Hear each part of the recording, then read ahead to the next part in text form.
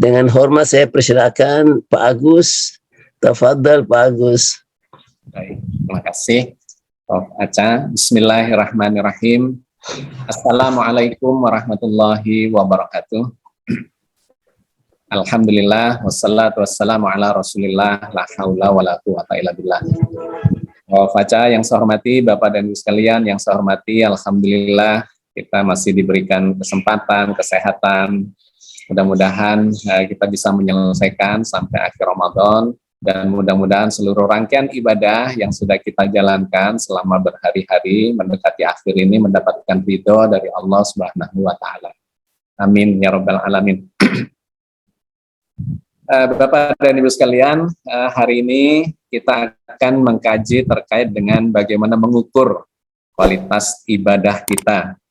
Saya coba share dulu Mas materinya. Oke.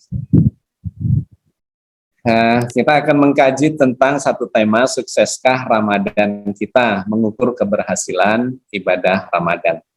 Tetapi di bagian awal seperti yang saya janjikan, ada pertanyaan dari Prof.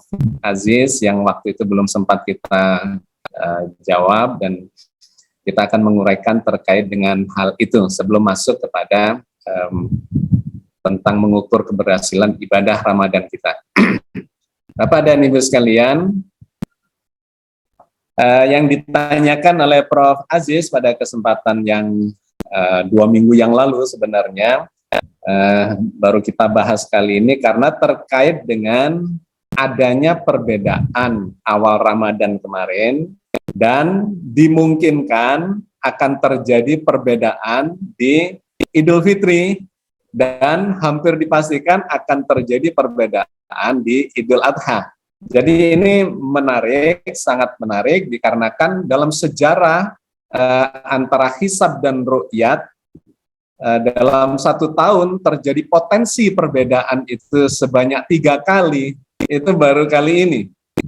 Biasanya kalau beda di awal Ramadan, itu kemungkinan besar di akhir Ramadan atau di Idul Fitrinya sama. Atau sebaliknya kalau Idul Fitrinya yang berbeda, awal Ramadannya biasanya sama. Tetapi yang kali ini dikarenakan adanya perubahan terhadap kriteria imkanur ru'yat, maka itu mungkin terjadi dua-duanya, meskipun nanti bergantung kepada keputusan politik dari pemerintah, ya. Keputusan politik bisa mengalahkan keputusan teknis atau fakta-fakta teknis terkait dengan kepentingan-kepentingan politik yang menyertainya. Jadi Bapak dan Ibu sekalian, sesungguhnya ikhtilaf atau perbedaan ini sudah terjadi ratusan tahun, ya. Sudah terjadi ratusan tahun. Di zaman Rasulullah, perbedaan-perbedaan itu sesungguhnya sudah juga terjadi terkait dengan penentuan awal bulan Ramadan misalnya, apakah bulan Ramadan sudah datang, kemudian Idul Fitri sudah datang. Tetapi karena di zaman itu otoritasnya tunggal, ada di tangan Rasulullah, maka menyelesaikannya mudah. Setiap perselisihan langsung diselesaikan oleh Rasulullah dengan cara kesaksian di bawah sumpah. Jadi misalnya ketika menjelang Ramadan, ya, menunggu Ramadan datang, Rasulullah mempertanyakan kepada sahabat-sahabat, karena orang-orang Quraisy waktu itu suka melakukan perjalanan perdagangan, ya, ke negeri Syam, ke utara, ke selatan, ke berbagai wilayah perdagangan, maka ada membawa informasi yang bisa berbeda-beda. Ada yang mengatakan belum melihat datangnya hilal. Hilal adalah bulan sabit tipis, di mana setiap awal bulan Hijriah ditandai dengan munculnya hilal atau bulan sabit tipis. Ya, seperti kita ketahui bahwa bulan Hijriah atau bulan Komariah atau kalender Komariah adalah kalender yang didasarkan pada pergerakan bulan. 1 bulannya itu dihitung berdasarkan 1 putaran bulan mengelilingi matahari. Kita lihat dari permukaan bumi bahwa bulan itu memiliki fase-fase. Ada yang disebut sebagai fase bulan mati, di mana bulan tidak kelihatan di langit. Bulan mati itu adalah habisnya bulan yang lalu dan sekaligus sebagai fase pergantian menuju bulan berikutnya, bulan baru. Nah, sesaat setelah itu akan kelihatan bulan sabit tipis. Kemudian nanti tambah tebal sabitnya, tambah tebal sampai bulan purnama. Kemudian berkurang lagi ketebalannya, menipis lagi sampai bulan mati. Nah, usianya satu putaran bulan mengelilingi bumi adalah 29,5 hari. Nah, itu yang jadi masalah setengahnya itu. Sehingga bulan itu kadang-kadang satu bulan bisa berusia 29 atau bisa berusia digenapkan menjadi 30 hari. Kenapa? Karena kalau setengahnya itu ya 29 hari, setengah itu jatuhnya di hari terakhir, sehingga setengahnya itu sampai duhur, maka duhur sampai maghrib itu disebut sebagai penggenapan dari bulan yang berjalan.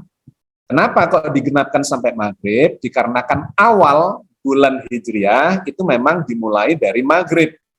Berbeda dengan bulan atau ya bulan Masehi. Itu dimulainya dari tengah malam, jam 00 misalnya, atau jam 24.00 atau jam 00.00. Itu adalah pergantian waktunya. Tetapi di kalender Qamariyah yang berbasis pada bulan, satu harinya itu dimulai dari maghrib saat matahari tenggelam, dan kemudian besok juga habisnya pada saat maghrib. Karena itu kalau 29,5 hari, setengahnya muncul di belakang, sampai katakanlah duhur ke bawah, ya, maka ya digenapkan saja sampai maghrib. Sehingga di bulan berjalan, usianya menjadi genap 30 hari. Tetapi kalau sudah 30 hari saat bulan ini, maka bulan berikutnya itu pasti 29 hari. Dikarenakan sudah kemakan setengahnya itu di awal. Jadi begitulah bergantian terus bulan usia 30 hari, 29, 30, 29 dan seterusnya sampai akhir tahun. Bahwa ikhtilaf itu sudah terjadi ratusan tahun yang lalu atau berjalan secara ikhtilaf ratusan tahun ya. Di zaman Nabi penyelesaiannya sederhana. Karena otoritasnya tunggal Rasulullah, maka Rasulullah cuma mengambil sumpah saja dari orang-orang yang melihat atau tidak melihat. Si A mengatakan belum nampak di wilayah saya, si B juga mengatakan belum. Tapi ketika ada si C atau siapapun yang mengatakan saya pulang dari berdagang melihat hilal, maka disumpah oleh Rasulullah, disumpah demi Allah dan seterusnya saya melihat, maka langsung dimulailah besoknya itu. Oke, jadi Bapak dan Ibu sekalian, masalahnya adalah ketika zamannya atau Nabi sudah wafat, di mana kekuasaan Islam sudah melebar sedemikian luasnya di zaman Abu Bakar dan kemudian khususnya di zaman Khalifah Umar bin Khattab, di mana beliau adalah seorang administrator yang hebat yang menata seluruh sistem pemerintahan di wilayah yang semakin luas itu. Nah, Umar bin Khattab melihat kebutuhan adanya kalender itu. Tanpa kalender, maka tidak bisa melakukan kegiatan-kegiatan administratif. Ada perjanjian terkait dengan politik, perekonomian, dan muamalah yang lainnya. Itu harus ada basisnya, di mana di zaman itu sesungguhnya sudah ada kalender yang lain juga. Ada kalender Masehi, karena sudah berjalan sejak tahun pertama Masehi, ya, di Romawi dan di Mesir dan sebagainya. Itu mereka memiliki kalender, tetapi karena umat Islam waktu itu sedang bertumbuh, berkembang menjadi satu kekuatan dunia, maka diciptakanlah kalender itu oleh Umar bin Khattab dengan mengacu bersandar pada hijrahnya Rasulullah. Nah, hijrahnya Rasulullah itu terjadi 17 tahun yang lalu ketika diukur dari zamannya Khalifah Umar. Sehingga kalender Hijriah itu memang tidak pernah mengalami tahun pertama, tahun kedua, sampai tahun ke-17 pada zamannya Umar bin Khattab itu langsung ditetapkan tahun ke-17 pada zamannya Umar bin Khattab. Nah, sistemnya menggunakan apa? Sistem hisab, perhitungan, tidak bisa lagi menggunakan ruqyat. Kenapa? Ya karena kalau digunakan ruqyat, maka tidak bisa, kalender itu menjadi tidak pasti. Bisa terjadi, ada yang mengatakan, ya terjadi perbedaan pendapat lantas seperti yang sekarang ini. Satu Ramadannya sekarang, ada yang mengatakan besok, ada yang mengatakan satu Ramadannya lusa. Syawalnya juga begitu, Zulhijjahnya juga begitu, dan seterusnya. Nah, di zaman Khalifah Umar ditetapkan dengan sangat sederhana, tetapi didasarkan pada apa yang diajarkan oleh Rasulullah, bahwa bulan Hijriah itu usianya adalah 29,5 hari, kadang 29, kadang 30. Maka dengan sangat sederhana, Khalifah Umar menetapkan dalam perhitungan itu yang disebut sebagai hisab urfi, bahwa tanggal atau bulan ganjil usianya adalah 30 hari. Bulan genap usianya 29 hari. Muharram bulan pertama adalah berusia 30 hari. Kemudian Safar bulan kedua berusia 29 hari. Bulan ketiga berusia 30 hari, bulan keempat berusia 29 hari, dan Ramadan bulan ke-9 adalah berusia 30 hari. Jadi di zaman Khalifah Umar bin Khattab itu selalu Ramadan itu usianya 30 hari, kalau Syawal usianya 29 hari. Nah, dengan cara yang sederhana itu nggak ada masalah selama ratusan tahun. Dari zamannya Umar bin Khattab sampai zamannya Bani Abbasiyah, nggak ada masalah sesungguhnya kalender itu. Nah, menjadi muncul masalah dikarenakan di zaman Bani Abbasiyah astronomi semakin semakin diperdalam, ya, didalami, alat-alat pengamatan benda-benda langit itu semakin canggih, dan kemudian muncullah perbedaan terkait dengan tingginya hilal. Nah, di situ sebetulnya mulai muncul, ya, awal munculnya masalah itu. Ada yang dengan mata telanjang melihat hilal belum kelihatan, tapi ada yang menggunakan teropong, teleskop, dilihat hilal sudah kelihatan. Nah, muncullah perbedaan-perbedaan. Ada yang mengatakan pokoknya di atas 0 derajat yaitu sudah wujud. Ada yang mengatakan supaya kelihatan ya harus 2 derajat. Ada yang mengatakan enggak, lebih lagi harus 4 derajat. 5 derajat di Turki, ya, kemudian ada kriteria Danjon 7 derajat.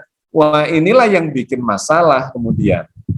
Jadi sebenarnya awalnya nggak masalah, tetapi dikarenakan ada perkembangan yang semakin modern, yang muncul ego-ego sektoral, ya, parsial, yang memiliki argumentasi masing-masing terkait dengan kriteria.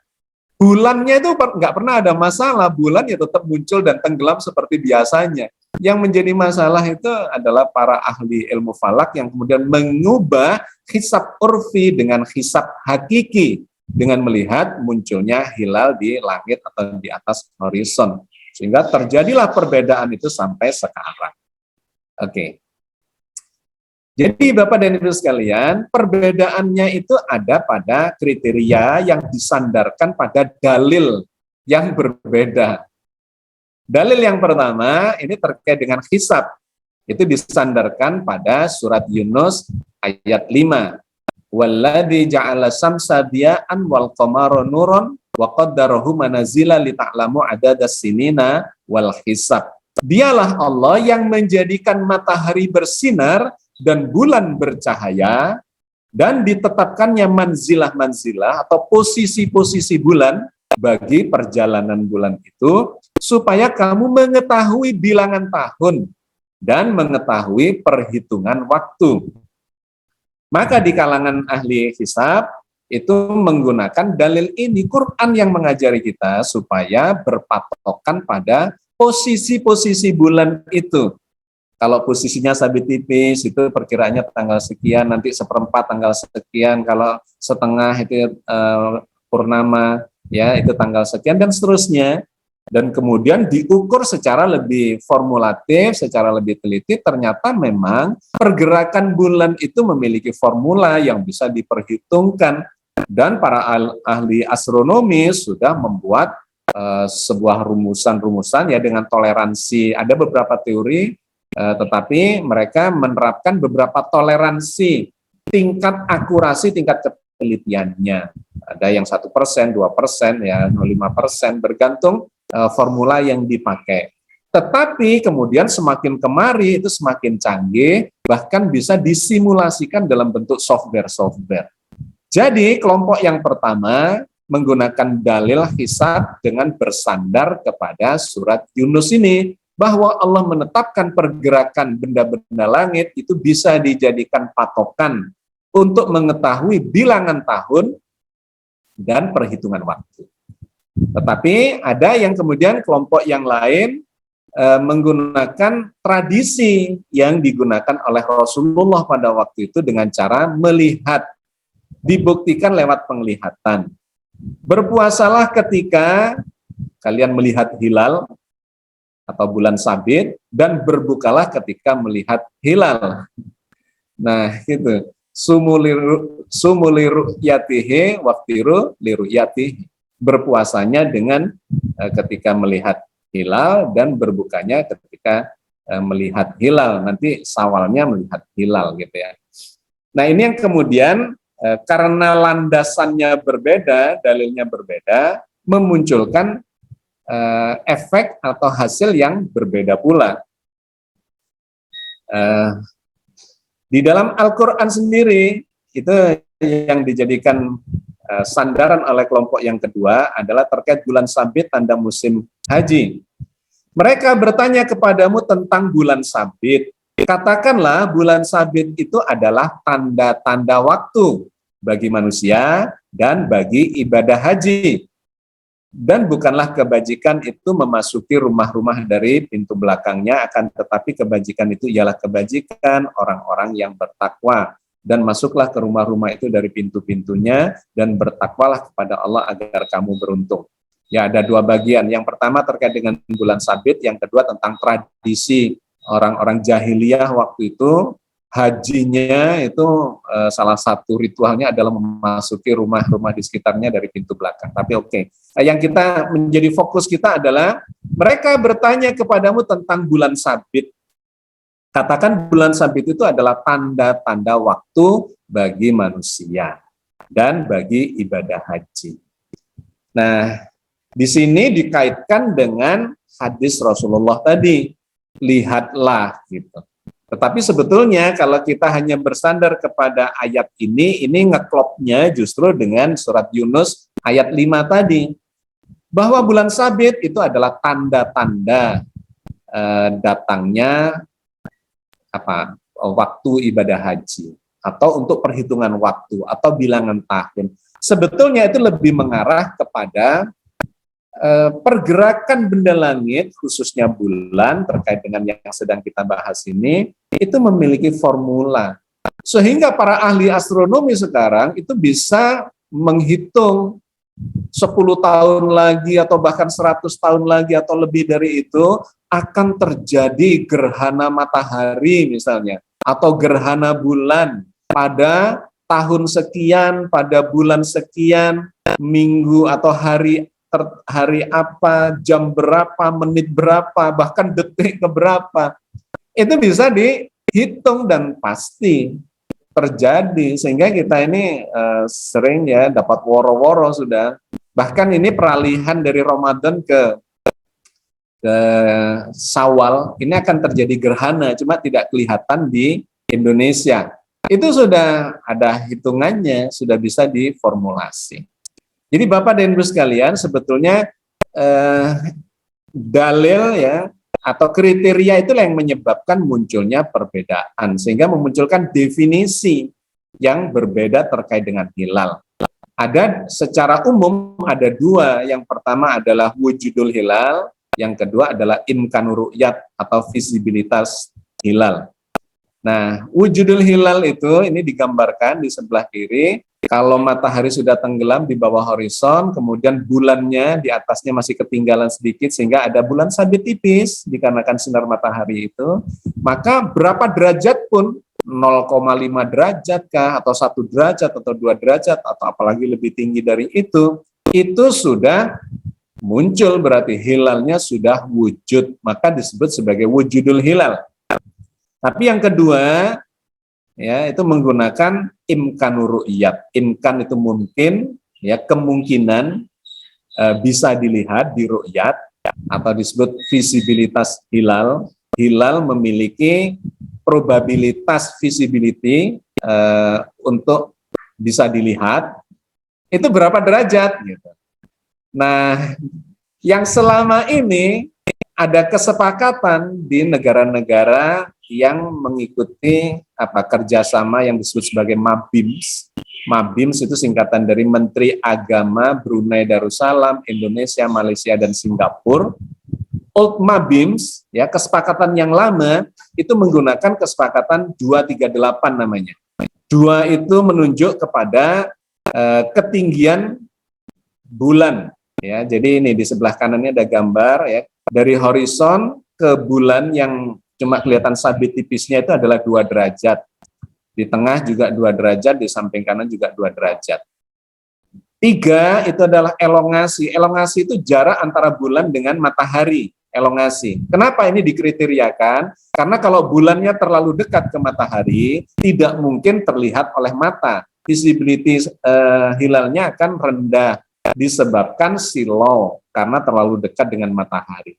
Menurut ketentuan yang lama, kriteria yang lama, asal 3 derajat ke atas maka mungkin untuk dilihat. Sedangkan 8, angka 8 ini adalah usia bulan, mulai dari bulan mati sampai muncul bulan sabit tipis, ya, yang disebut hilal itu sudah 8 jam. Itu kriteria lama yang berlaku sampai tahun lalu. Tahun 2021 disepakati oleh 4 negara ini. Nah, yang kemudian memunculkan masalah di tahun ini dikarenakan ada kesepakatan baru yang disebut sebagai NeoMABIMS, bukan lagi 238, tapi dinaikkan menjadi 36,4. Jadi yang tadinya 2 derajat, itu dikritisi, ternyata 2 derajat itu tetap nggak bisa dilihat loh, gitu. Padahal sudah dijalankan selama puluhan tahun, tapi sesungguhnya tidak pernah terlihat kalau 2 derajat.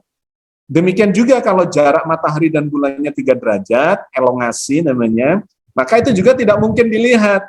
Diubahlah, dinaikkan menjadi 3 derajat untuk ketinggian hilalnya, dan elongasi jarak matahari dan bulannya adalah 6,4 derajat, ya, derajat busur, derajat lengkung, derajat sudutnya, yang disebut jarak sudut, 6,4 derajat. Nah, Bapak dan Ibu sekalian, inilah yang kemarin memunculkan masalah. Kenapa? Dikarenakan di awal bulan kemarin, awal Ramadan, ketinggian hilal itu 2,5 gitu, 2,5 derajat. Seandainya menggunakan kriteria lama yang 2 derajat 238, maka 2,5 itu di atasnya 2. Mestinya kemarin itu masuk bareng sama kita antara hisab dengan yang ru'yat atau imkanur ru'yat. Ya, sebetulnya bukan di ru'yat betul karena sudah dikriteriakan. Pokoknya kalau di bawah 2 derajat ya pasti enggak. Kalau di atas 2 derajat meskipun enggak kelihatan ya tetap iya gitu ya.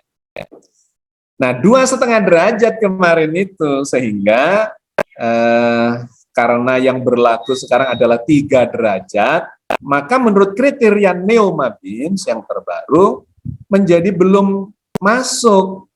Sementara yang wujudul hilal pokoknya di atas 0 derajat sudah masuk. Nah, ini 3 derajat nggak masuk. Ini yang terjadi kemarin. Nah, masalahnya memang visibilitas itu, ya, ru'yat itu kan dipengaruhi oleh banyak hal. Subjektivitas, lokasi,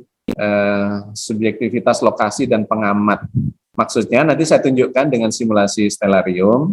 Ketika pengamat itu berada pada posisi yang berbeda, apalagi Indonesia yang memiliki waktu 3 waktu, ya, Indonesia Timur, Indonesia Tengah, Indonesia Barat, Itu berbeda dengan Malaysia, Singapura, Brunei yang wilayahnya sempit, hanya di wilayah bagian ujung Indonesia Barat. Nah, disinilah sesungguhnya agak kurang tepat pemerintah Indonesia ketika membuat kesepakatan dengan negara-negara, 3 negara ini, karena mereka berada di wilayah barat saja, sementara Indonesia itu ada timur, tengah, barat. Itu bisa bermasalah, termasuk seperti yang kita alami di Idul Fitri ini, gitu ya. Nah, Bapak dan Ibu sekalian, saya ingin menunjukkan kepada Anda simulasi software Stellarium. Ya. Saya coba tunjukin. Ini kelihatan ya. Oke, ini adalah tanggal 1 April yang lalu. Saya ingin menunjukkan perbedaannya. Bisa dilihat di sini ya, yang klip-klip ini adalah bulan, tetapi saya bisa klik di mataharinya di sini. Pada tanggal 1 April yang lalu, awal Ramadan, jam 17:24 waktu Indonesia Barat, posisinya itu segini. Jadi ini kalau kita, matahari itu kan, oke, saya bikin lebih tinggi, jam 16:24. Ini kalau saya gerakkan, ya menitnya ditambah 4:30, kemudian mendekati jam 5, sekarang jam 5 lebih, maka matahari akan tenggelam lebih dulu dibandingkan bulan. Ya. Jadi kalau ini kita klik di mataharinya, maka di sebelah kiri ini ada altitude, sudah minus 0 sekian derajat, sudah tenggelam. Baik, jadi ini adalah tanggal 1 bulan April 2000 sekian. Nah, ini adalah software yang memiliki akurasi sangat tinggi, yang kemarin dipertanyakan Prof. Aca, apakah kita bisa menghitung sendiri atau mensimulasi sendiri? Bisa. Monggo silakan di-download, namanya Stellarium. Ya, di-download gratis ini, dan ini akurasinya sangat tinggi. Nah, pada tanggal 1 April, maka matahari itu kita klik, ini bisa diaktifkan, ini bulan, ini matahari. Nah, sekarang kalau ini kita gerakkan supaya menuju peraduannya tenggelam. Nah, matahari akan tenggelam pada jam 17:42. Kalau kita lihat di sebelah kiri ada namanya altitude. Nah, ini sudah minus 0 derajat 30 atau minus setengah derajat. Saya naikkan lagi sedikit. Ini baru tenggelam. Oke. Nah, kalau saya klik bulan di sini, maka kita bisa melihat posisi bulan altitude-nya. Oh, sorry, ini di Jayapura. Saya atur dulu sebentar. Nah, ini posisinya bisa kita atur lokasi. Sorry. Nah, lokasinya misalnya saya taruh di Jakarta. Ini enak sekali. Jakarta. Oke. Maka kalau kita lihat di sebelah kiri, ini bumi Jakarta, ketinggian 16 meter dari permukaan laut. Oke.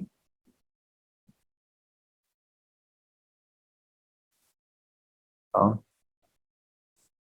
Oke, Bapak Ibu. Jadi, kalau ini, nah sekarang jam 16:41. Ini saya gerakkan mataharinya, saya klik, kemudian kita akan melihat jam berapa dia akan tenggelam ketika pengamatnya berada di Jakarta. Nah, jam 17 lebih sekian. Kira-kira kalau kita lihat di sebelah kiri ini ada altitude minus 0,04. Oke. Nah, ketika ini sudah tenggelam, sudah minus, maka kita klik bulannya, maka altitude-nya akan kelihatan sekitar 2 derajat lebih 30 menit atau 2,5 derajat. Nah, inilah yang menyebabkan perbedaan itu, karena ketinggiannya 2,5 derajat dibandingkan kriteria baru yang 3 derajat under dia, di bawahnya. Padahal wujudul hilal mengatakan berapa derajat pun asal sudah di atas horizon atau masih di atas horizon, maka itu sudah masuk. Nah, sedangkan dari Imkanur Ru'yat ternyata di bawah 3 derajat. Oke, sekarang kita lihat Idul Fitrinya. Idul Fitri itu juga akan mengalami masalah. Ini kalau kita naikkan dari April ke Mei, ya, tanggal 1 nanti akan terjadi sidang isbat. Dan ada petugas-petugas untuk meruqyat apa yang terjadi. Kalau kita gerakkan mataharinya, dia menuju pada ufuk barat untuk tenggelam. Nah, kira-kira segini kita lihat di sini sudah minus 0, sekian derajat. Kalau kita klik di bulannya ini, kita lihat altitude-nya adalah 5 derajat lebih. Jadi dari ketinggiannya 5 derajat itu sudah di atas 3 derajat kriteria baru MABIMS. Dari sisi ketinggiannya. Yang jadi masalah ternyata adalah elongasinya. Jarak antara bulan dengan matahari, di sini kita bisa lihat ada elongasi. Nah ini, elongasinya cuma 5 sekian derajat, tidak sampai 6 derajat. Padahal ketentuan NEO-MABIMS itu adalah 6,4 derajat. Sehingga kalau pemerintah konsisten terkait dengan MABIMS itu negara-negara 3 negara yang lainnya, maka pemerintah akan memutuskan hari raya ini berbeda karena belum terpenuhi syarat 6,4 derajat elongasinya. Apalagi kalau kita lihat ini kan Jakarta nih. Kalau kita lihat dari Jayapura misalnya, wah itu elongasinya Jayapura. Nah, Jayapura Indonesia. Nah, kita melihat kalau di Jayapura berarti 2 jam lebih awal ya. Ini kalau kita gerakkan,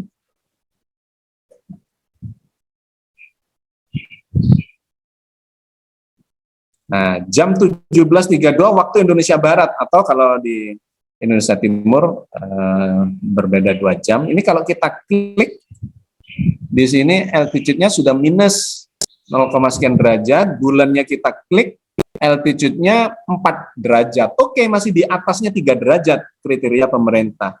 Tetapi kita lihat elongasinya di sini, nah di bagian ini, nah 4 derajat lebih 50 menit. Jadi tidak terpenuhi kriteria 6,4 derajat itu.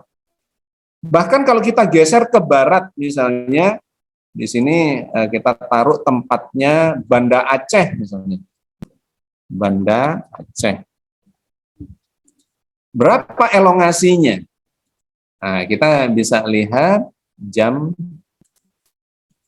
17, kita gerakkan, mataharinya akan menuju tempat tenggelamnya. Pada saat matahari tenggelam, waktu maghrib, kalau kita ini klik, maka kita lihat altitude-nya sudah minus, bulannya kita klik, kita lihat ketinggiannya adalah 5 derajat 47 menit. Tetapi elongasinya berapa? Elongasinya ternyata 6 derajat 19 menit. Tidak mencapai 6 derajat atau 6,4 derajat.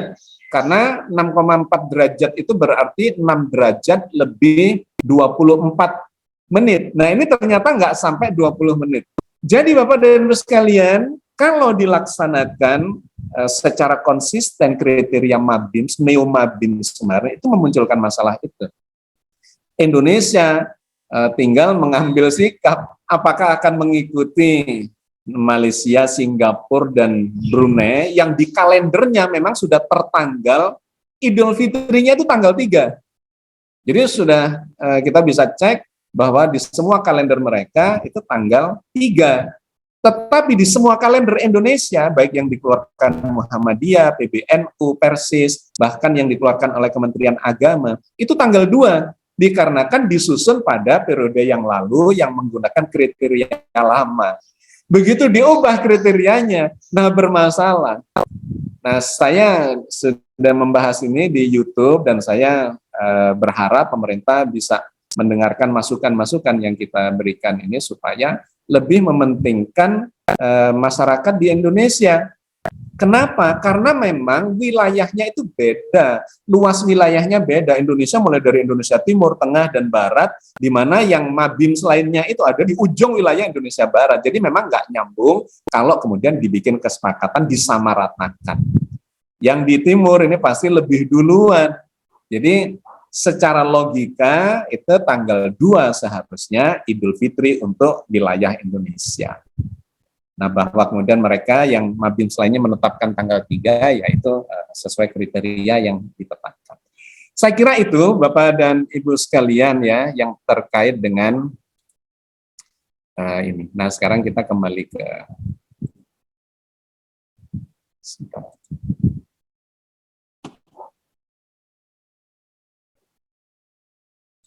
bagaimana share. Ini ternyata harus share selalu, setiap pindah harus share ulang. Oke ya, kelihatan ya.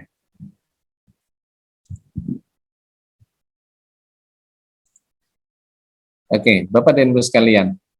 Jadi itulah ketika disimulasikan dengan teknologi yang terbaru sesungguhnya sangat jelas karena formulasinya jelas kok. Gitu ya. Nah, lantas pertanyaan Prof. Aziz kemarin, bagaimana hukumnya jika salah? Misalnya nih, kalau awal Ramadan ada yang hari ini dan besok, yang dimulai tanggal 2 berarti puasanya 30 hari. Yang memulainya tanggal 3 itu puasanya berarti 29 hari. Sebenarnya selama puasanya itu antara 29 atau 30 itu ya masih masuk dalam koridor. Cuma memang lebih afdol yang di 30 ya. Dan Umar bin Khattab pun menetapkan Ramadan itu sebaiknya 30. Bulan ganjil. Syawalnya boleh 29. Yang salah adalah kalau 28 atau 31. Nah, itu salah. Jadi ini masuk dalam ranah ijtihad. Tetap berpahala 1 dan 2. Kalau salah dapat pahala 1, kalau benar dapat pahala 2. Tapi kurang afdol. Nah, gitu. Jadi levelnya bukan pada salah atau haram, terutama awal Ramadan. Ya. Levelnya adalah kurang afdol ibadahnya. Dan yang ketiga, tidak segera bisa menyelesaikan masalah keumatan ini ya. Kita berputar-putar, ada terjadi konflik dan gesekan terus terkait dengan perbedaan ini. Itu sangat menguras energi dari masyarakat kita. Yang keempat juga tidak baik secara syiar dan dakwah agama, karena lantas ada yang mengolok-olok, ada yang ya mempertanyakan masa menghitung kalender gitu aja nggak bisa gitu. Ini ya nggak enak juga mendengar yang begitu. Yang kelima, mengganggu tujuan pencapaian peradaban Islam yang maju, karena kalender itu kaitannya dengan peradaban. Negara-negara, bangsa-bangsa yang maju dari zaman dulu pun, zaman kuno sampai zaman sekarang adalah menguasai atau punya kalender-kalender yang bisa dilakukan untuk berbagai aktivitas peradabannya. Nah, Islam ini sekarang sedang mengalami kemunduran luar biasa, termasuk untuk menyepakati kalender saja kita nggak bisa gitu ya. Jadi solusinya apa sebetulnya terkait dengan ini? Solusinya adalah kalender global memang. Nggak bisa, selama kita nggak punya kalender global yang dibuat disepakati, maka ya akan terus bermasalah seperti ini. Kita kalah sama Khalifah Umar bin Khattab ya, waktu itu teknologinya belum ada, tetapi dengan sangat cerdas beliau menetapkan. Jadi satu sudah terbukti di zaman Umar bin Khattab. Dua, terjadi perbedaan di zaman khalifah-khalifah setelahnya, dikarenakan ketinggian tadi kriterianya. Nah, bagaimana lantas seharusnya supaya bisa terjadi kalender global itu ya mesti dikawal oleh otoritas tunggal. Sekarang ini di Indonesia otoritasnya untuk kalender itu banyak. Pemerintah punya, Muhammadiyah punya, PBNU punya, Persis punya, dan berbagai ormas-ormas keagamaan itu punya otoritas itu sendiri. Kenapa? Dikarenakan Indonesia ini adalah negara sekuler dari sisi ini. Bukan negara agama, bukan negara Islam. Berbeda dengan Malaysia yang bisa lebih tegas, atau di Arab Saudi, atau di negara Pakistan dan sebagainya. Mesti ada otoritas tunggal. Yang kedua, didasarkan pada kesepakatan kriteria yang sama. Jadi kalau wujudul hilal dan imkanur ru'yat terus berselisih, maka ya nggak ketemu-ketemu. Akan selamanya begini. Dan yang kelima, berlaku untuk kawasan yang disepakati. Misalnya kalau mau, oke lah tidak usah global, cukup Indonesia saja. Oke lah disepakati antara berbagai ormas itu, bukan cuma sidang isbat setiap menjelang awal Ramadan atau awal Syawal, tetapi sidang isbat di awal tahun untuk menentukan penanggalan selama setahun. Harusnya itu yang dilakukan, bukan menjelang Ramadan atau Syawal atau Zulhijjah saja. Itu yang bikin jadi masalah nggak selesai-selesai. Bikinlah kalender, duduk bersama, disepakati. Nih kalender tahun depan itu begini, begini, begini, begini. Ramadannya jatuh tanggal sekian, Syawalnya jatuh tanggal sekian, Zulhijjahnya tanggal sekian. Disepakati di awal tahun, bukan di akhir. Nah, saya kira ini tugasnya pemerintah untuk mengumpulkan otoritas-otoritas itu. Dan yang keenam, memanfaatkan teknologi maju. Saya kira sudah waktunya lah kita bergeser seperti jadwal sholat. Ya. Jadwal sholat itu kan dulunya ngelihat matahari, ngelihat bulan. Kemudian naruh tongkat bayangannya sepanjang apa. Nah ini waktunya zuhur gitu kan, kalau bayangannya pendek. Nanti kalau bayangannya panjang sepanjang tongkat, nah ini waktunya sholat asar. Dan seterusnya. Ya sekarang kan enggak lagi. Sekarang kan sudah pakai jam digital. Titit, waktunya adzan. Titit, waktunya iqomah gitu. Titit gitu ya, waktunya matahari terbit dan seterusnya. Waktu-waktu itu sudah seperti itu. Jadi sebetulnya substansi dan esensinya mengarah ke sana. Oke.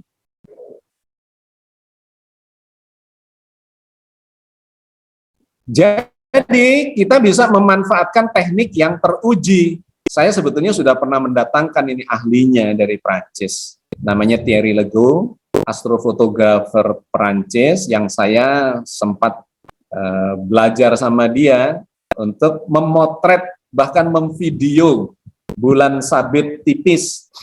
Dia memecahkan rekor ini. Hilal tipis berhasil dipotret saat konjungsi, saat bulan mati. Bulan mati itu adalah antara bumi, bulan, matahari itu berada dalam satu bidang atau satu garis. Kalau satu garis persis maka terjadi gerhana atau satu bidang. Sehingga bulan itu tidak kelihatan karena berada di antara bumi dengan matahari.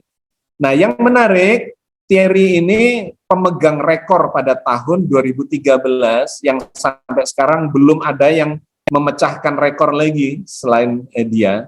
Dia berhasil dengan alatnya itu memotret bulan sabit tipis itu. Bahkan tidak perlu menunggu maghrib, melainkan ini jam 7 pagi lebih 14 waktu GMT, Greenwich Mean Time. Kalau ke Indonesia berarti ditambah 7, kira-kira jam 14 siang, jam 2 siang. Tetapi dia memotretnya ini ada di kawasan Prancis sana. Ya, dekat dengan di Eropa, dekat dengan Greenwich Mean Time. Nah, berhasil itu, maka saya datang ke rumahnya dia di pinggiran kota Paris. Saya belajar sama dia. Dia di belakang rumahnya ada peralatan-peralatan astrofotografi ini ya untuk mengamati benda-benda langit. Jangankan bulan yang jaraknya cuma 380.000 kilometer dari bumi. Planet-planet lain, Merkurius, Venus, Mars, Jupiter, bahkan Saturnus, ya Uranus itu bisa dilihat dengan teleskop dia ini. Nah, saya mencoba yang jumbo. Nah, ini teleskop jumbonya. Saya waktu itu melihat Jupiter. Yang sejauh itu pun kelihatan, apalagi cuma bulan yang jaraknya hanya 380.000 kilometer. Nah, Bapak dan Ibu sekalian, maka saya sempat mendatangkan dia ke Surabaya untuk mempersatukan antara hisab dan ru'yat itu. Memulai Ramadan bersama, Idul Fitri akan terasa bahagia dan sebagainya gitu ya, astrofotografi ini. Nah, ini kita bikin menuju kalender Hijriyah bersama. Karena kita belum punya kalendernya. Saya sudah waktu itu bertemu dengan Pak Din Samsudin sebagai Ketua Muhammadiyah. Beliau sepakat menyetujui sependapat. Ini buku saya yang terkait dengan hisab dan ru'yat itu. Kemudian saya juga bertemu dengan Gus Mus, Haji Mustafa Bisri sebagai sesepuhnya PBNU waktu itu. Saya sowan ke Rembang dan beliau memberikan dukungan. Kemudian saya juga ketemu dengan Prof. Said Akil Sirat di Ciganjur. Kita mendiskusikan tentang itu. Pada waktu itu beliau juga memberikan dukungan. Nah, kemudian saya adakan workshop untuk ahli teknologinya. dengan astrofotografi yang dibuka oleh Menteri Pendidikan waktu itu, Pak Profesor Muhammad Nuh, ya, dibuka oleh beliau workshopnya. Tetapi sayangnya di workshop ini Prof. Said Akil Sirot, Ketua PBN itu tidak hadir, katanya berhalangan. Sehingga kesepakatan itu lantas tidak terjadi. Padahal sebetulnya itu momentum yang luar biasa untuk mengawali munculnya kalender. Dan saya melanjutkan dengan sarasehan dan pelatihan-pelatihan workshop-workshop yang lain untuk memberikan skill kepada tim-tim rukyat di Indonesia ini dalam lembaga astrofotografi supaya bisa memanfaatkan teknologi yang terbaru ini untuk merukyat tetapi dengan teknologi yang canggih. Oke, dan seterusnya ya. Tapi Bapak dan Ibu sekalian, belum diizinkan Allah untuk berhasil mempersatukan hisab dan ru'yat. Jadi sampai sekarang, sampai tahun ini, itu sudah berjalan berapa tahun yang lalu? 7-8 tahun yang lalu. Ya. Bukan, 2000. Ya, sekitar 7-8 tahun yang lalu. Ternyata belum selesai juga gitu ya. Oke, itu pertanyaan Prof. Nur Aziz. Jadi kenapa saya mengagendakan di sesi yang berbeda? Karena penjelasannya cukup panjang. Tidak sayang kalau dijelaskan cuma sedikit. Oke, di sisa waktu ini saya akan memanfaatkan, ini jam 9, kita butuh waktu kira-kira beberapa menit, mengukur kualitas ibadah. Ya, di akhir-akhir Ramadan ini, meskipun berbeda, tapi mudah-mudahan kita tetap mendapatkan manfaat yang besar dari ibadah di bulan Ramadan. Bapak dan Ibu sekalian, kenapa saya menggunakan istilah mengukur kualitas ibadah? Seakan-akan ada ukurannya ibadah itu. Iya, ternyata kalau kita pelajari dari dalam kitab suci Al-Quran, semua ibadah itu ada parameternya. Selama ini kita kurang mengukur ibadah-ibadah kita dengan parameter-parameter yang ada di dalam Al-Quran. Ada beberapa, saya kasih contoh. 1, zikir misalnya. Parameternya zikir itu apa sih? Zikir itu disebut bagus kalau apa? Apakah kalau diulang-ulang 100 kali, diulang 1000 kali, atau 10.000 kali, dan seterusnya? Bukan, di Al-Quran digambarkan. Parameter zikir ya disebut bagus itu kalau 1, hatinya itu bergetar-getar, merasakan energi zikir, ya, energi yang terkandung di dalam makna zikir itu. Dalam surat Al-Anfal ayat 2, Allah berfirman, innamal mu'minuna alladzina idza dzukirallahu wajilat qulubuhum wa idza tuliyat alaihim ayatuhu zaddathum imanan wa ala rabbihim yatawakkalun. Sesungguhnya orang-orang yang beriman ialah mereka yang bila disebut nama Allah, ya zikrullah atau zukirallah, disebut nama Allah, maka bergetarlah hatinya. Dan apabila dibacakan ayat-ayatnya, bertambah-tambahlah keimanannya karenanya. Dan hanya kepada Tuhanlah mereka bertawakal. Jadi, poin yang sangat mendasar, esensi dari zikir itu adalah merasakan, menghayati hadirnya Allah di dalam kesadaran, sehingga bergetar-getar hatinya. Nah, di ayat yang berbeda digambarkan sebagai menentram hatinya. Itu digambarkan oleh Allah di dalam surat Ar-Ra'd ayat 28.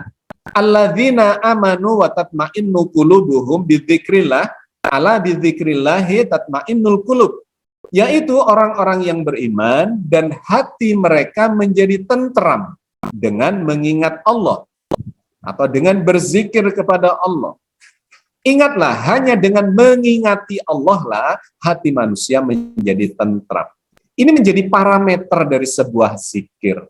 Bahwa zikir itu bukan sekedar mengucapkan subhanallah, subhanallah, subhanallah 33 kali, alhamdulillah, alhamdulillah 33 kali.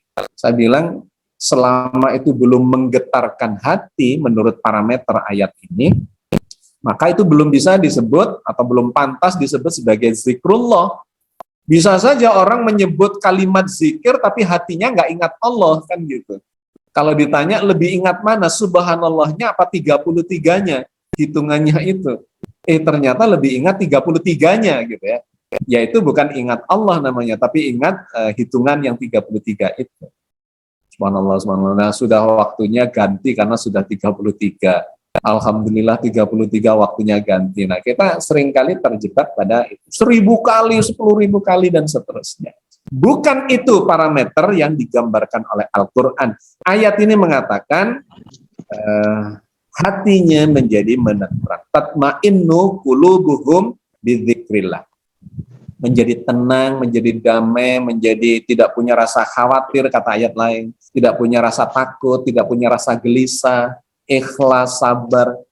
Jadi seseorang yang punya tekanan emosi, misalnya sedang stres, sedang depresi, atau sedang punya masalah dan dia gelisah, khawatir, ketika dipakai zikir harusnya itu menentram. Itu yang benar gitu ya, zikir yang benar. Kenapa? Karena di dalam zikir itu dia kemudian berinteraksi dengan Allah yang maha pemurah, maha menyayangi, maha melindungi, maha mengampuni, maha segala-galanya. Sehingga hilanglah rasa ketakutan, kekhawatiran, dan masalah-masalah yang sedang dihadapi menjadi pasrah. Jadi Bapak dan Ibu sekalian, sesungguhnya Al-Quran mengajarkan parameter. Nah ini kalau dalam pelatihan, kapan-kapan saya sampaikan, pengukuran secara teknologis. Saya punya alatnya yang namanya kamera. Orang yang berkamera itu bisa terlihat totalitas energinya yang dipancarkan oleh kesadarannya atau oleh jiwanya. Karena otak kita itu kan memiliki gelombang. Nah, gelombangnya itu gelombang kecemasan, gelombang ketakutan, kegelisahan, atau gelombang keikhlasan, kesabaran, dan sebagainya itu beda gelombangnya. Dari gamma, ya, cemas, sampai menuju ke alfa theta yang rileks misalnya. Nah, itu bisa diukur. Maka dalam pelatihan atau termasuk umroh saya menggunakan peralatan itu untuk mengukur kualitas, di antaranya kualitas zikirnya. Oke ya, jadi ada parameternya terkait dengan zikir. Satu. Yang kedua, sholat kita itu sesungguhnya ada parameternya apa enggak? Ada. Al-Quran yang mengajari, cuman kita ini seringkali tidak melihat atau mengukur dengan parameter itu. Sholat itu disebut bagus kalau apa? Ada yang mengatakan kalau khusyuk. Nah, di Uber ditanya, khusyuk itu apa? Atau bagaimana? Disebut khusyuk, parameternya apa? Wah, itu bisa nggak ketemu, itu bisa dikejar terus. Al-Quran dengan sederhana menggambarkan dalam ayat ini. Bacalah apa yang telah diwahyukan kepadamu, yaitu Alkitab, Al-Quran, dan dirikanlah sholat. Sesungguhnya sholat itu mencegah dari perbuatan keji dan munkar. Dan sesungguhnya mengingat Allah melalui sholat itu adalah lebih besar dibandingkan ibadah lain. Dan Allah mengetahui apa yang kamu kerjakan. Inna sholata tanha anil faksha'i wal munkar. Sesungguhnya sholat itu bisa mencegah seseorang dari perbuatan keji dan munkar. Itu parameter. Sholat disebut bagus kalau dia sudah bisa tercegah dari perbuatan keji dan munkar. Tapi kalau dia sholat tapi juga masih maksiat, nah itu belum sholat, sama dengan belum sholat. Sehingga bisa tetap diancam oleh Al-Quran, fawailul lil musallin, celaka, neraka bagi dia. Siapa? Orang yang sholat itu. Kelihatannya sholat, takbiratul ikhram, sampai salam, tetapi begitu keluar sholat tetap berbuat maksiat. Nah itu namanya bukan sholat. Jadi di dalam Al-Quran diberikan parameter itu. Aqimis sholata lidzikri, misalnya di ayat yang lain. Dirikanlah sholat untuk berzikir kepadaku. Berzikir itu parameternya tentram. Berarti orang sesudah sholat, karena sholat itu zikir, mestinya hatinya menjadi lebih tentram, lebih tenang, lebih damai setelah sholat. Kalau ada orang emosi, sedang marah, sedang tertekan, ya stres, kemudian dipakai sholat tetap stres dan marah-marah, ya dia namanya belum sholat. Jadi ada parameter-parameter yang bisa dikenakan. Ini loh ukurannya supaya ibadah kita itu efektif. Yang ketiga, parameter zakat. Sesungguhnya zakat-zakat itu hanyalah untuk orang-orang fakir, orang miskin, pengurus-pengurus zakat, para mu'alaf yang dibujuk hatinya untuk memerdekakan budak. untuk orang-orang yang punya banyak hutang, untuk jalan Allah, dan untuk mereka yang sedang dalam perjalanan, ya, kesulitan dalam perjalanan, sebagai suatu ketetapan yang diwajibkan Allah, dan Allah maha mengetahui lagi maha bijaksana. Surat At-Taubah ayat 60. Zakat itu harus sampai bermanfaat real, membumi, memberikan bantuan pertolongan yang bermanfaat buat orang-orang yang masuk dalam 8 golongan. Kalau kemudian zakat itu tidak sampai memberikan itu, ya kemanfaatan zakatnya kurang. Ada seorang kawan saya cerita terkait dengan lembaga zakat ya, di Jawa Timur, di mana uang zakat yang terkumpul ternyata sebagian besarnya justru bukan untuk menolong ini, tetapi habis untuk operasional dan habis untuk menggaji karyawannya, ya 60%-an lebih. Wah, saya bilang celaka itu. Meskipun amil zakat itu ya mendapat bagian, tetapi kalau porsinya segitu, ya itu tidak memberi manfaat kepada 8 golongan itu. Ya, jadi parameter-parameter itu harus dikenakan. Parameter haji apa? Dalam ayat ini digambarkan, ya Tuhan kami, jadikanlah kami berdua, Ibrahim dan Ismail, orang yang tunduk patuh kepada Engkau, dan jadikanlah di antara anak cucu kami umat yang tunduk patuh, ya berserah diri kepada Engkau, dan tunjukkanlah kepada kami cara-cara dan tempat-tempat ibadah haji kami, dan terimalah taubat kami, sesungguhnya Engkaulah yang maha penerima taubat lagi maha penyayang. Haji itu sudah saya bahas dalam 3 buku, bahkan ada Pusaran Energi Ka'bah, kemudian Menjadi Haji Tanpa Berhaji, dan Ma'rifat di Padang Arafah. Parameter-parameter apa yang harus kita penuhi supaya haji kita itu disebut sebagai mabrur. Kalau enggak, maka menjadi hanya haji wisata saja, ya wisata rohani yang tidak memberikan dampak. Sama dengan sholat, dengan zikir, dengan termasuk puasa. Karena ini cuma mendapatkan lapar dan dahaga saja. Kenapa? Ya karena tidak terpenuhi parameternya. Parameter puasa itu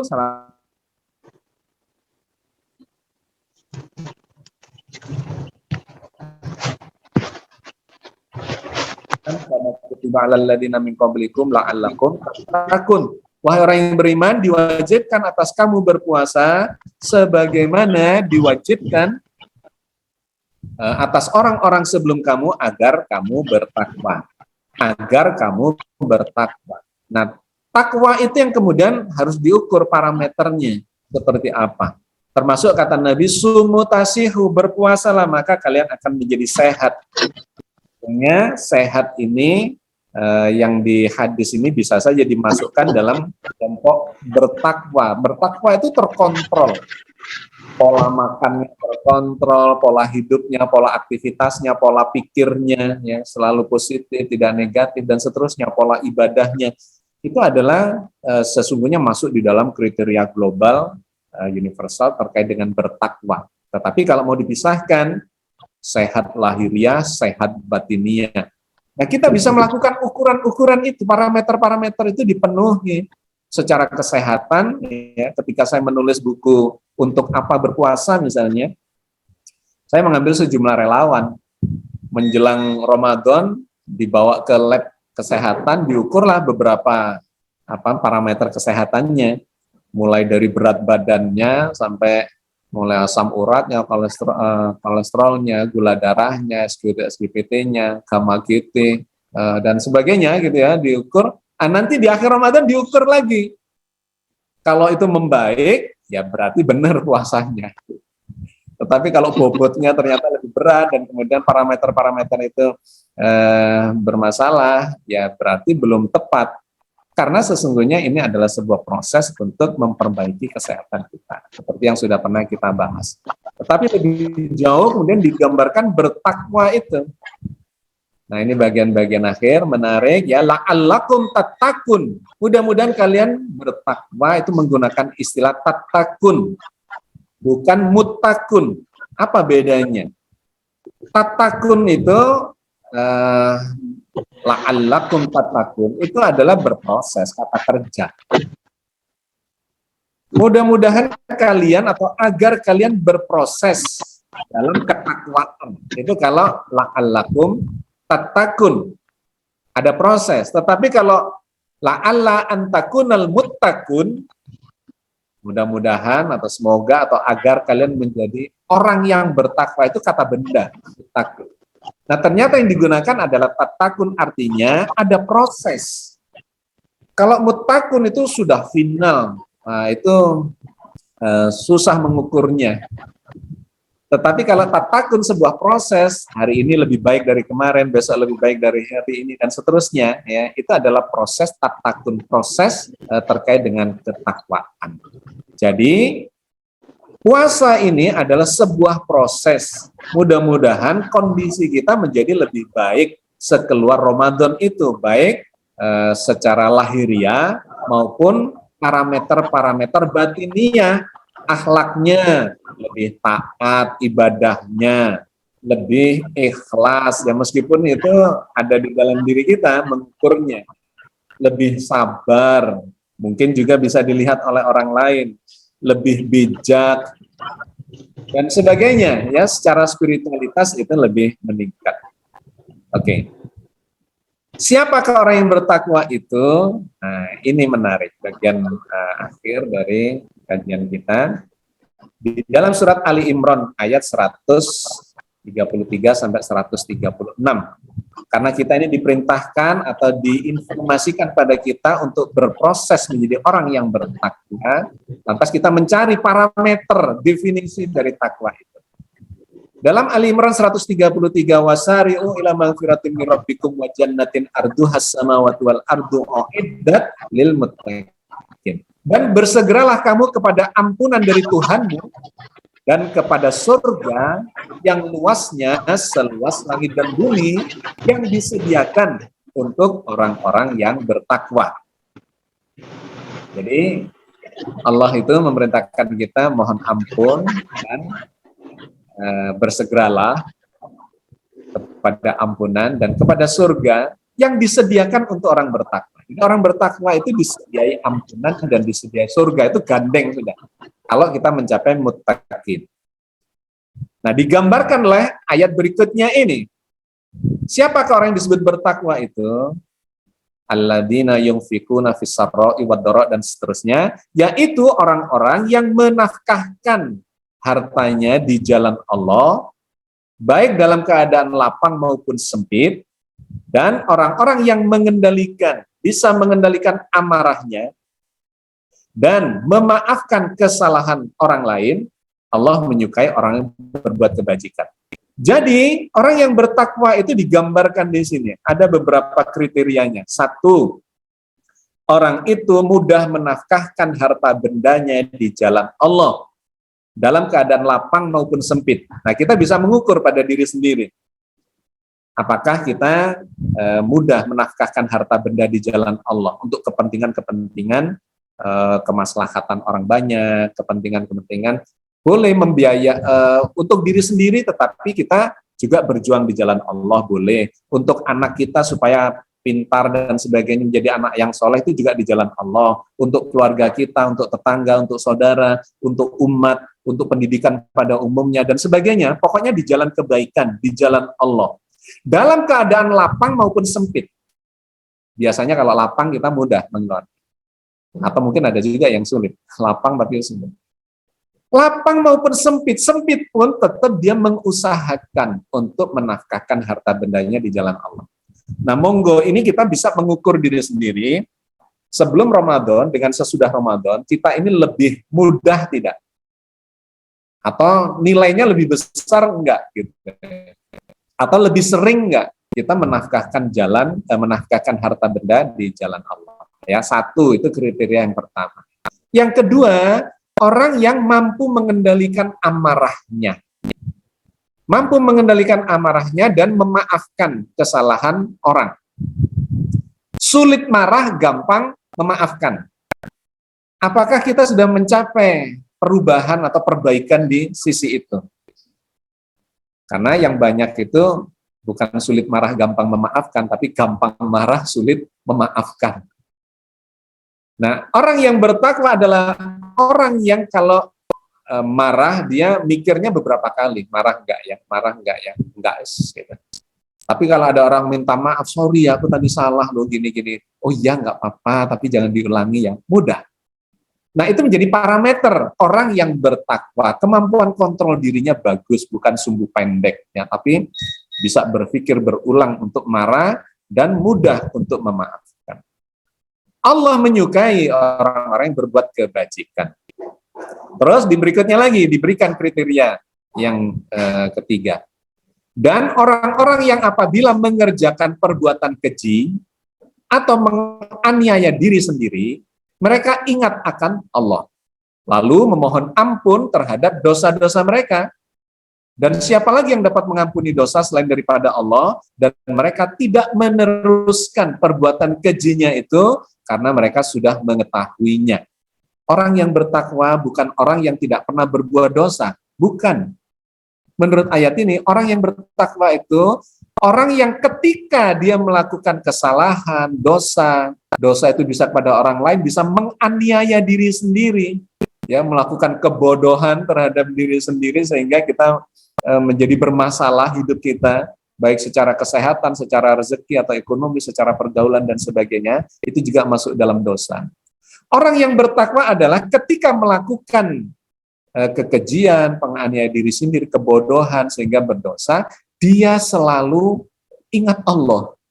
Aduh ya Allah, salah saya. Tadi saya melakukan ini. Lalu memohon ampun. Mohon ampun, mohon maaf ya Allah, ampuni dosa saya tadi. Kepada siapa lagi memohon ampun kalau tidak kepada Allah? Jadi orientasinya Allah, langsung ingat Allah, mohon ampun, dan Allah pasti akan mengampuninya. Dan mereka tidak meneruskan perbuatan kejinya itu karena dia sudah mengetahui bahwa ini perbuatan yang salah.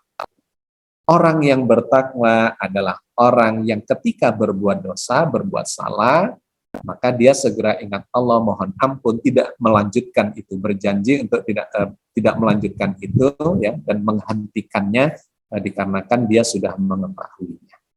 Dan yang terakhir, mereka itulah balasannya, ya, mereka itu balasannya ialah ampunan dari Tuhan mereka dan surga. Nah, ini diulangi lagi penegasan dari ayat 133. Orang-orang yang bertakwa yang punya kriteria itu, mereka itu akan dapat ampunan dari Allah dan dapat balasan surga yang di dalamnya mengalir sungai-sungai sedang mereka kekal di dalamnya. Dan itulah sebaik-baik pahala, balasan, amal kebajikan, ya, bagi orang-orang yang melakukan amal kebajikan itu. Oke, Bapak dan Ibu sekalian, ya, ini tidak saya bahas karena kita sudah bahas kemarin. Jadi inilah balasan orang yang bertakwa. Yang pertama adalah wa may yattaqillaha yaj'al lahu makhraja.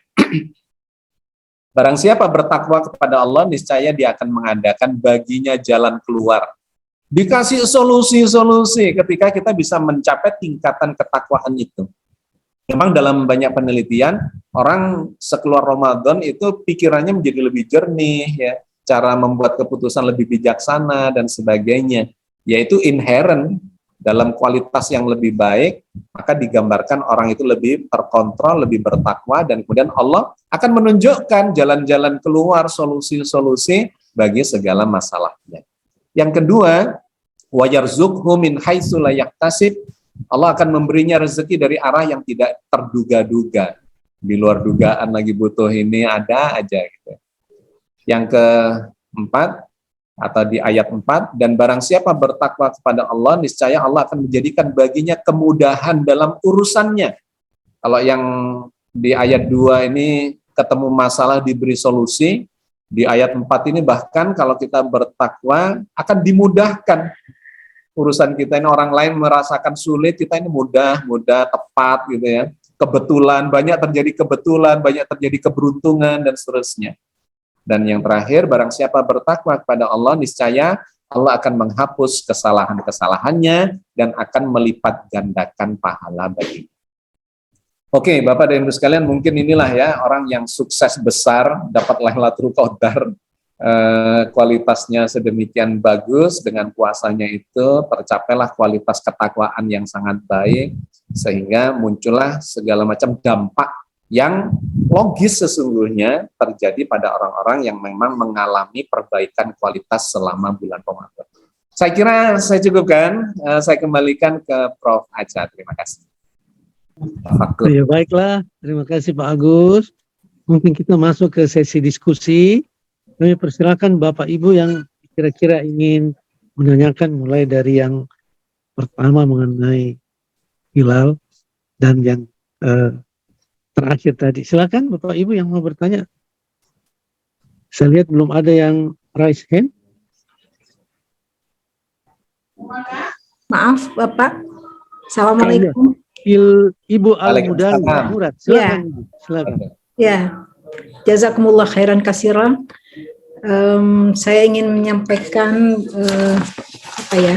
sebagai boleh dikatakan pertanyaan penjelasan dari apa yang dipaparkan oleh Ustadz Agus Mustafa, bahwa semua parameter-parameter yang sudah ditunjukkan di dalam Al-Quran maupun Al-Hadis itu menunjukkan bahwa betapa Allah begitu kasih sayangnya kepada kita manusia.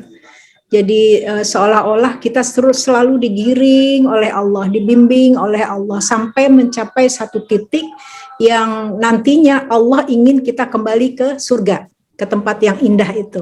Karena kita berasal dari Allah, kembali kepada Allah. Dan Allah tempatkan kita nanti insya Allah dengan parameter-parameter yang sudah dipaparkan tadi.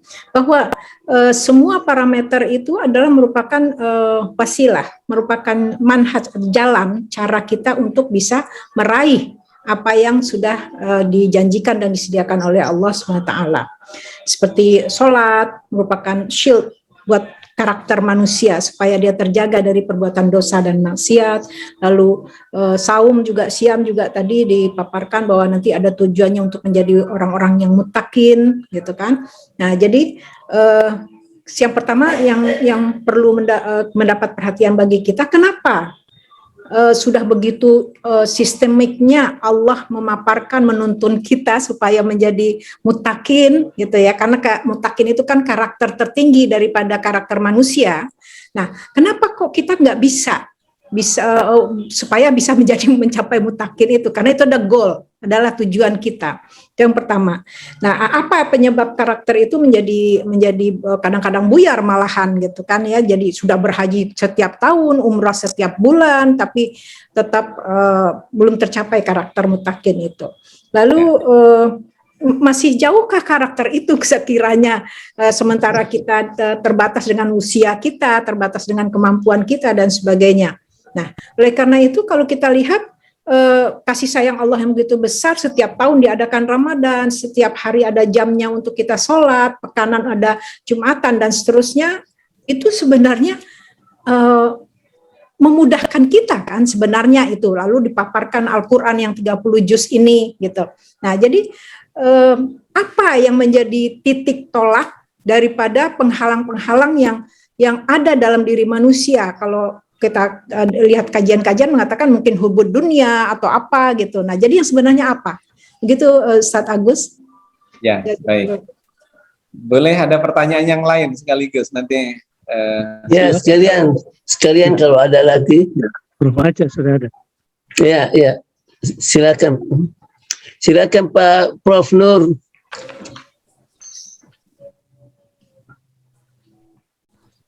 Prof Nur masih mute. Masih mute. Mic-nya belum dibuka. Bismillahirrahmanirrahim. Assalamualaikum warahmatullahi wabarakatuh. Waalaikumsalam. Terima kasih Pak Agus, Pak Aja, ya teman-teman semuanya. Pertanyaan saya ini yang ringan-ringan saja, tapi kelihatannya esensi menurut saya. Tadi apa yang dikatakan itu dari segi pandang kepositifan proses yang ingin dicapai tadi takun itu. Tapi pertanyaan yang ini hadis yang mengatakan banyak orang yang berpuasa hanya mendapatkan lapar dan dahaga. Siapakah sebenarnya orang itu dan bagaimanakah dia dalam berpuasa dalam bulan Ramadan ini? Terima kasih. Assalamualaikum warahmatullahi wabarakatuh. Waalaikumsalam warahmatullahi wabarakatuh. Boleh? Masih ada lagi? Barangkali belum ada, Pak Agus, silakan. Ya, baik. Baik, pertanyaan yang pertama sebetulnya hampir mirip, ini bisa digabungkan dengan pertanyaan yang kedua. sudah sedemikian sistemiknya, sudah sedemikian banyaknya, ya, setiap hari sekian kali. Bahkan kalau dikaitkan dengan zikir itu, zikirnya malah diajarkan yadhkurunallaha qiyaman wa qu'udan wa ala junubihim, dalam keadaan berdiri, duduk, berbaring, itu disuruh ingat Allah terus gitu ya. Kalau itu dijalankan sebetulnya nggak ada putusnya gitu. Artinya sistem sebuah jalan, wasilah atau media untuk melakukan interaksi dengan Allah sudah dibuka sedemikian luasnya, hampir ya tidak ada batasnya kalau dikaitkan dengan yadhkurunallah dalam keadaan berdiri, duduk, berbaring, ditambah 5 kali dalam sehari, masih ditambah sholat sunnahnya, masih ditambah mingguannya, ditambah bulanannya, ditambah tahunannya, Masya Allah. Tapi kenapa gitu kan? Kok masih banyak yang tidak bisa mencapai seperti yang diharapkan goalnya itu.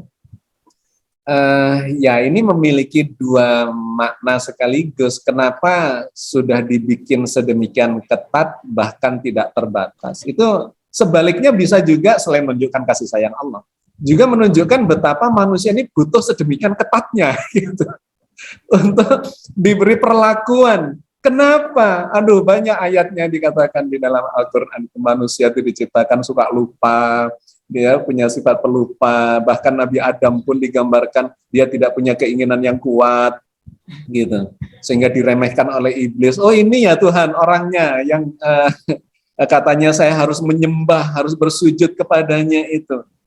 Sebegitu diremehkannya.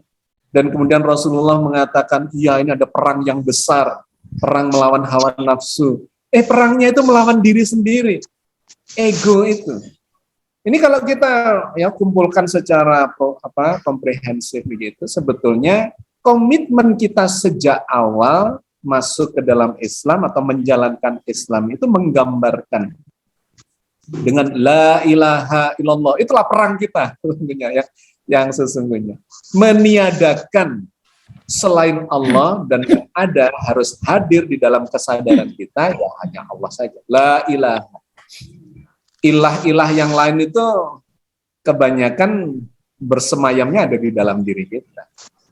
Harta itu kan cuma objeknya, bendanya, tapi keinginan untuk ya berharta yang tidak ada batasnya sehingga disebut serakah dan sebagainya, itu sebetulnya adalah nafsu, adalah hawa nafsu. Keinginan untuk menjadi penguasa yang tidak ada yang bisa mengalahkan sebagai orang nomor 1 dan seterusnya. Keinginan memiliki ya segala macam. Kesombongan, riya, ujub, sifat-sifat yang membebani kualitas kita. Sesungguhnya tadi itu innalillahi wa inna ilaihi raji'un, ya. Kita berasal dari Allah, kembali kepada Allah. Kalau dikaitkan dengan kualitas jiwa kita, maka kita ini sebetulnya dari suci, harusnya ya fitrah kita suci, mestinya menuju pada kesucian itu. Nah, ketika kita masuk atau terlahir ke dunia ini, kemudian kata Nabi, orang tuanya lah, lingkungannya lah yang menjadikan dia tidak fitrah lagi, menjadi Majusi, menjadi Yahudi, menjadi Nasrani. Padahal bawaannya sudah Islam. Maka hadis itu tidak mengatakan orang tuanya yang menjadikan dia Islam atau Nasrani, Yahudi. Bukan. Islamnya nggak disebut. Orang tuanya lah yang menjadikan dia itu Yahudi, Nasrani, Majusi. Kenapa? Karena sejak di dalam rahim kita ini sesungguhnya sudah bersahadat. Dalam surat Al-A'raf ayat 172 itu. Wa idh akhadha rabbuka min bani adama min zuhurihim dzurriyyatahum wa ashhadahum ala anfusihim alastu birabbikum, ya, ketika dipertemukan pembuahan di dalam rahim itu dan kemudian mulai muncullah yang disebut anfus atau jiwa, kemudian wa ashhadahum ala anfusihim, kepada anfus itu diminta untuk bersaksi, bersyahadat, alastu birabbikum, apakah aku ini Tuhanmu. Kemudian jiwa itu dalam jiwa primordial itu mengatakan qalu bala syahidna, mereka berkata benar engkaulah Tuhan kami. Bawaan kita, fitrah kita itu adalah sudah bertauhid kepada Allah. Tadi digambarkan oleh Ibu Al-Mudai, itu insya Allah adalah kualitas surga. Nanti kembalinya harusnya ke sana. Nah, masalahnya kemudian ketika di dunia ini kita terpengaruh oleh segala macam itu. Lingkungan kita, pengalaman hidup kita, baik yang diajarkan atau sengaja maupun tidak sengaja, yang menjadi hasanah kejiwaan kita, dan itu menjadi musuh besar kita sendiri, musuh yang disebut sebagai hawa nafsu. Hawa itu merusak, nafsu itu jiwa, dorongan jiwa yang cenderung merusak. Merusak siapa? Ya merusak diri sendiri, ya merusak orang lain, merusak siapa saja, bahkan merusak apa saja lingkungan sekitar. Sehingga ada ayat di dalam Al-Quran, walau ittaba'al haqqu ahwa'ahum la fasadatis samawati wal ardu wa man fihin. Kalau seandainya hawa nafsu itu dijadikan panglima dalam kehidupan kita, maka rusaklah langit dan bumi dan segala isinya. Jadi, Masya Allah ya, ada dorongan dari dalam. Di ayat yang lain digambarkan, fa'alhamaha fujuraha. Atau sebelumnya, wa nafsi wa ma sawwaha. Fa'alhamaha fujuraha wa taqwaha. Demi jiwa yang mengalami proses penyempurnaan. Fa'alhamaha fujuraha wa taqwaha. Allah mengilhamkan kecenderungan fujur, kecenderungan jelek, wa taqwaha, kecenderungan takwa atau kecenderungan baik. Jadi setiap kita di dalam jiwa kita sudah ada dua bisikan itu. Yang digambarkan setan itu kata Nabi sudah ada dalam aliran darah kita. Sudah inherent di dalam jiwa kita. Dorongan-dorongan itu manusiawi. Jadi kalau kita ini tiba-tiba ada dorongan ingin berbuat yang enggak-enggak, yang jelek-jelek, ya memang itu manusiawi, sudah ada ilhamnya di dalam jiwa kita. Tetapi ada dorongan juga melakukan kebajikan, yaitu sudah inherent juga manusiawi di dalam diri kita. Masalahnya kemudian bacalah di ayat berikutnya, qad aflaha man zakkaha wa qad khaba man dassaha. Sungguh, nah itu menggunakan kata penegas, qad aflaha man zakkaha. Sungguh akan menang dia, sukses hidupnya kalau dia membersihkan jiwa itu. Wa qad khaba man dassaha, dan celaka dia, bermasalah hidupnya, gagal hidupnya kalau dia mengotori jiwa itu. Jadi dalam pandangan ini beragama itu sederhana ya, idealismenya atau secara ide itu sederhana saja. Bersihkanlah, sucikanlah jiwa itu. Jangan dikotori.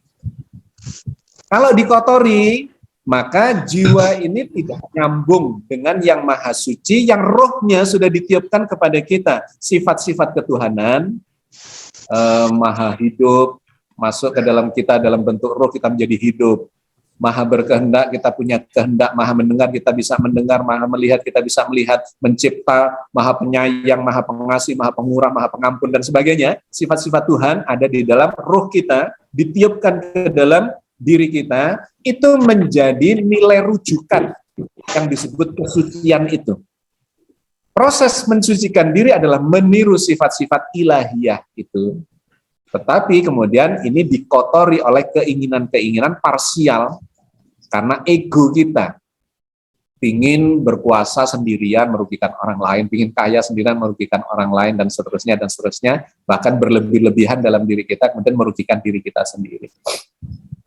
Ada dorongan untuk itu yang dalam proses syahadat sepanjang hidup kita itu disuruh meniadakan. La ilaha illallah. Pokoknya harus Allah, Allah, Allah. Terkait dengan harta, mesti arahnya harus Allah. Kekuasaan ya Allah. Segala macam kesenangan dan apa saja aktivitas kita, itu adalah Allah, Allah, Allah. Jadi kenapa kita ini masih susah juga? Karena lawannya adalah diri kita sendiri. Kalau orang lain itu enak. Tapi kalau diri sendiri, itu pembelaannya ya dari diri sendiri. Ini nggak apa-apa kok. Gitu. Ngambil-ngambil dikit nggak apa-apa lah, kan ada alasannya karena ini gitu masalahnya. Itu yang kemudian diajari dengan kalau zikirnya bagus, kesadaran tentang Allah itu sangat bagus kualitasnya, bisikan ilham kebaikan itu melawan ya, mengcounter bisikan-bisikan yang tidak baik itu. Makanya Allah mengajari kalau orang bertakwa itu, kalau ada gangguan setan, dia segera ingat Allah dan berlindung kepada Allah. A'udzubillahi minasyaitonirrajim. A'udzubillahi min dzalik. Gitu ya. Segera ingat Allah. Kenapa? Susah ngelawannya. Karena muncul seakan-akan itu dari dalam diri kita sendiri. Nah, jadi kurang lebih begitulah gambarannya secara umumnya kenapa oleh Nabi disebut sebagai perang yang terbesar. Itu adalah melawan hawa nafsu kita karena yang melawan diri sendiri. Nah, hanya orang-orang yang terus berproses mensucikan diri, mensucikan pikirannya, jangan dikasih yang negatif-negatif. Begitu ada negatif, tepis segera, ambil yang positif-positif saja sambil terus berlindung pada Allah. Yang dipikirkan positif, perasaannya juga mesti positif, jangan negatif feeling. Sudahlah perasaan yang positif-positif saja. Lisannya juga ngambil yang positif, bacaannya juga yang positif, penglihatannya yang dilihat juga yang positif, pendengarannya juga dan seluruh perbuatannya adalah positif. Insya Allah kalau itu yang terjadi, kita mensucikan diri kita, maka akan terjadi resonansi yang positif. Karena ada mekanisme yang namanya resonansi. Kalau orang berpikiran positif, berperilaku positif, bahkan berperasaan positif, itu yang terresonansi adalah yang positif-positif. Tapi kalau kemudian pikirannya negatif, apalagi negatif thinking itu sudah jelek, tapi lebih kuat lagi jeleknya adalah negative feeling. Jadi kalau kita masih berpikir berpikir negatif itu masih ya oke, itu memancing yang negatif. Tetapi kalau perasaannya juga negatif, itu kuat sekali. Berarti sudah dekat tuh akan terjadi yang seperti itu. Oke, itu pertanyaan terkait dengan pertanyaan yang pertama. Jadi karena memang manusia memiliki kelemahan, sifat-sifat yang lemah, kemanusiaannya itu, kemudian ditambah ada ilham itu, sehingga melawan diri sendiri, sehingga harus ekstra. Nilai kita di hadapan Allah adalah perjuangan kita untuk mensucikan diri, dan efeknya kalau sudah mensucikan, yang datang petunjuk-petunjuk Allah, solusi-solusi, dan segala macam itu sampai ya ke akhirat. Saya kira begitu. Maaf, kemudian yang kedua, maaf, sebelum dilanjutkan sama pertanyaan berikut, apakah bisa dikatakan bahwa kita yang sudah berislam ini, yang sudah komitmen dengan keimanan kita, dengan kalimat la ilaha illallah, dan ditambah lagi dengan komitmen kita ketika sholat, inna sholati wa nusuki wa mahyaya wa mamati lillah. Nah, apakah ini yang menjadi menjadi satu hal yang tercemar karena nafsu tadi, gitu kan? Jadi berarti bahwa apa yang kita komitmenkan dengan kalimat syahadat tadi, kalimat ikrar kita dalam sholat, inna sholati wa nusuki wa mahyaya wa mati tadi, itu menjadi satu hal yang harus kita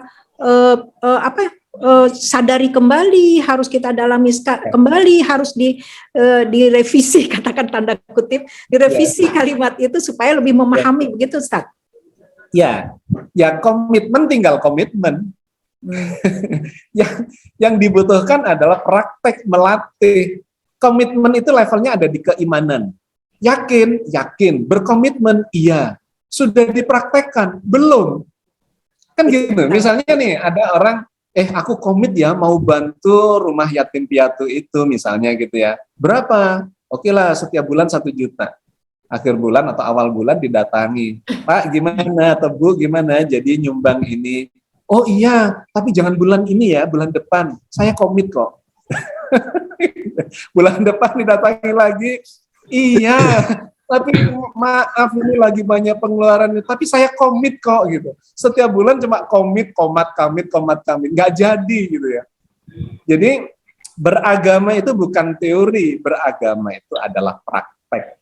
Teori kejujuran, sudah hafal ayatnya, faham, sudah jujur, belum, gitu. Teori keikhlasan, sudah paham, sudah segala macam sudah ikhlas, belum.